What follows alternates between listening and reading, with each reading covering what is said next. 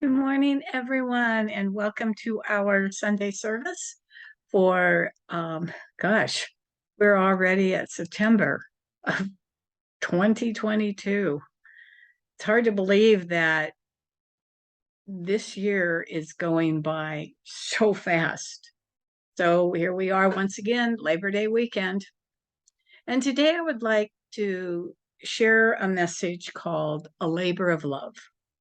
So, usually on Labor Day weekend, we celebrate the workers who do the labor that keeps this country going.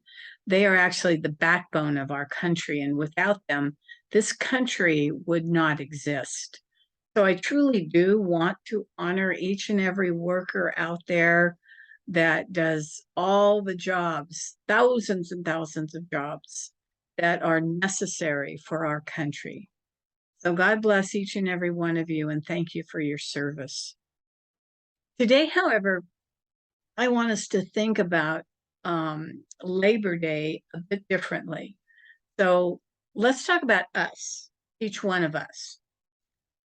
Individually, we all have read or heard about love, pure, unconditional love, God love, the love that comes from Source, a much higher level of love that we can allow to come into our lives to help us in all ways.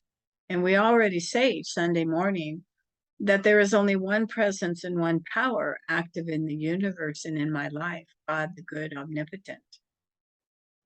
Well, what is God if not pure love?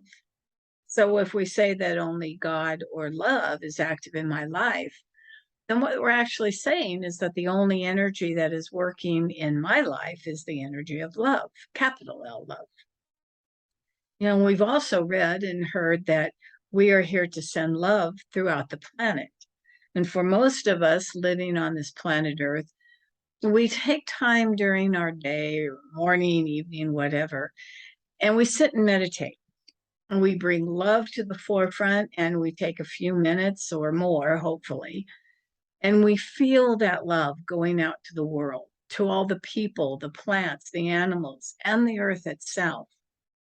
And this is incredibly powerful for this planet and absolutely essential to bring peace, love, and harmony onto the planet. But have you ever thought about bringing love to whatever it is you are doing during the day? We don't have to wait until we're sitting down in meditation to think about love and sending it out. What if we were to think about every single everyday moment as a time to just be love? I know people who love their job so much, they could not think of doing anything else.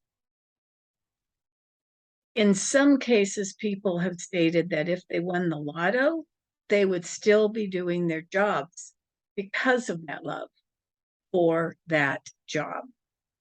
I went out to lunch with my daughter a couple of weeks ago, and I was speaking with the woman behind the counter. She had such a great smile, and I had to comment on it. She just beamed.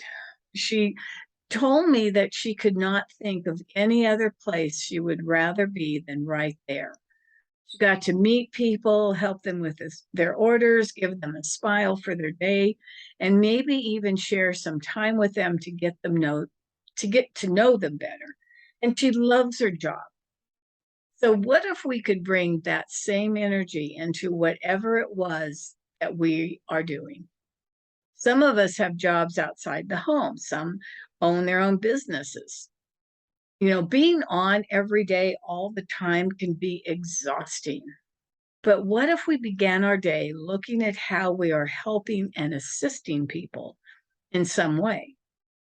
What if we were to look at whatever it is that we're doing and realize that whatever it is a chance to share love with whomever or whatever it is we meet that day? One of our congregants repairs airplanes. And what if, whenever that person handles a part or a screw or whatever, they surround that piece of equipment with love? What if they saw beautiful light surrounding each and everything they touched that went into the repair of that plane?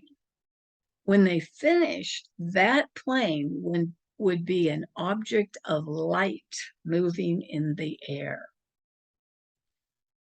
The other thing that happens when they're seeing each object surrounded and filled with light is that what they are thinking about at that moment, which is the light, which means that they are actually focusing their attention on source, the light, and becoming a beacon of the light at that very moment.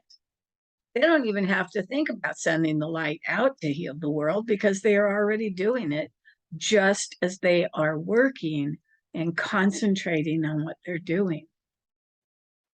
But what about if you're just at home every day?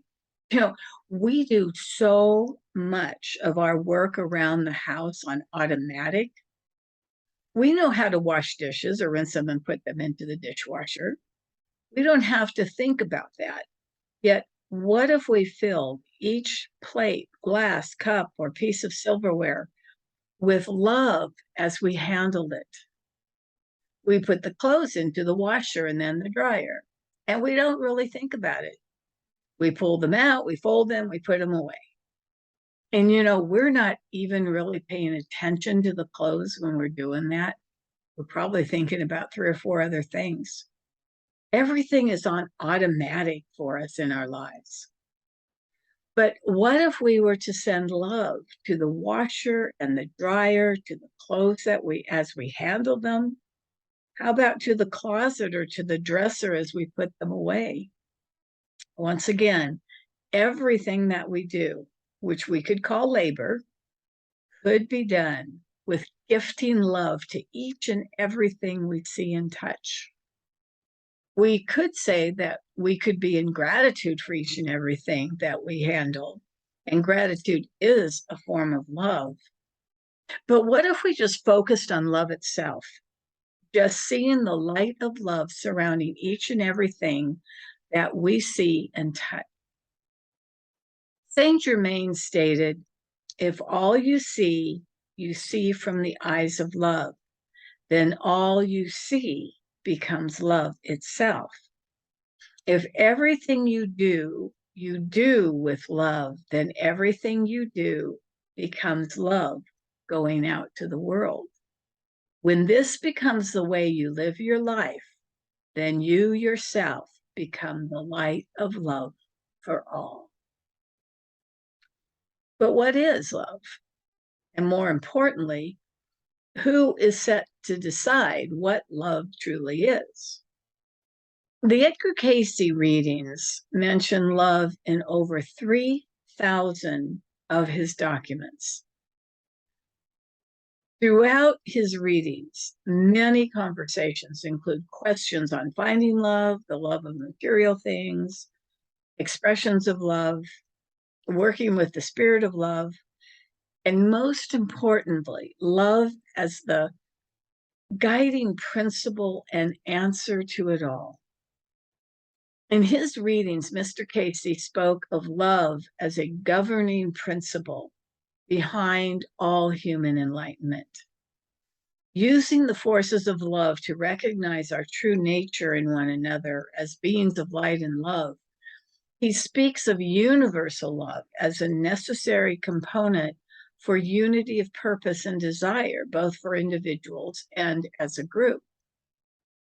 To Cayce, finding love meant finding yourself. Finding love means being the vessel for others to find love within themselves. And when we find ourselves in oneness with the whole, we actually find ourselves united with universal consciousness, universal truth, universal love of the divine. In our relationship with our soul, we unfold the magic of our inner self as beings of light in alignment to the creative forces or expression of God. When Rumi spoke of love in his famous quote, "Let the beauty we love be what we do. There are hundreds of ways to kneel and kiss the ground." He was actually speaking of our own soul, true surrender to the beauty of creation, the beauty of love, and ultimately the recognition of our own divinity. It's up to us to finally recognize the true potential of our soul, to let our own unique version of love shine through in everything we do, which can become an offering of love to the planet and everyone and everything on it. With actually an unlimited number of ways to kneel and kiss the ground, as Rumi wrote, we actually offer our grace to the world of creation and honor our own commitment to oneness in love. When we allow our unlimited light to shine out from us, we're allowing the universal truth of our divinity, our love, to shine out into the world. And in that love, we can recognize our unlimited potential to bring the fullness of all that Source is onto the planet. You know, we come into this world as really empty vessels of love and light, really ready to fulfill our purpose of creation. We walk along this plane, seeking and asking and questioning, and ultimately gaining the awareness of ourselves as universal spirit beings of love. Our purpose in every lifetime is to fill ourselves and those around us with this beautiful aspect of love, spilling over into the universe with abundance and light and generosity. And man, what a greater and easier way to do that than doing everything we do during the day with love. Putting everything we touch and see with love, putting love into everything. Our universal take on cooperation, oneness, and the true connection to God and all that is divine is actually embedded in our DNA, like drops of water, you know, embedded into the ocean. There is no separation between us and divinity. The divinity of God lives within us. In fact, the divinity of God is the love we seek. So ultimately, what is love? Love is simply the knowledge and surrender to the vastness of our divinity. And no one is there to make this decision for us. We are the creators of our own connection to the divine. We are our own architects of love. The answer to the universal truth of love is birthed within us from initial creation of the universe, like a seed born into each life, waiting to blossom into the divine that is ourselves as we live our lives. We present ourselves forth in our spiritual quest to gain universal knowledge of the truth that already lives within us. Knowledge that love is the universal answer. It carries power, it carries hope, and all forces of survival. It's the glue that holds our world together, like a magic substance that feeds our soul, it feeds our lives, and it makes us wholly divine. In essence, we can't separate ourselves from our truth. We are divine beings of light, here to bring that light to this planet. Being one in love and its universal power, we can now look upon everything we're doing and everything we are seeing and fill it with the light and love of Source. Deuteronomy chapter 3, verse 16 says, I command you this day to love the Lord your God, to walk in his ways, and to keep his commandments. If you do so, you will live and multiply, and the Lord your God shall bless you in all ways. Psalm 70, verse 4 says, let all those that seek you rejoice and be glad in you, and let such as love your salvation say continually, let God be magnified. Ecclesiastes chapter 9, verse 1 says, "For all this I considered in my heart, even to declare all this, that the righteous and the wise and their works are in the hand of God, that when honored, reap the rewards of all that God offers." And Ezekiel chapter 16, verse 8, "Now when I passed by you and looked upon you, behold, your time was the time of love.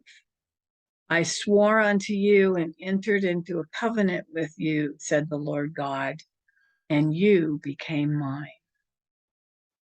When we make everything we do a labor of love, to fill everything we see and touch with the light of love, what are we doing besides sending the light of love out to the planet and everything upon it? We are becoming one with Source, one with God, one with all that is. And when we do that through our everyday labors, we have entered into the full connection with Source. And as Deuteronomy 30:16 states, "The Lord your God shall bless you in all ways." Now, this is really something beautiful to think about. Just filling everything we see and touch with the light and love puts us into that full connection with Source. What better and easier way do we have to stay fully connected with Source? God bless everyone. Have an absolutely beautiful, beautiful week. And happy Labor Day, everyone.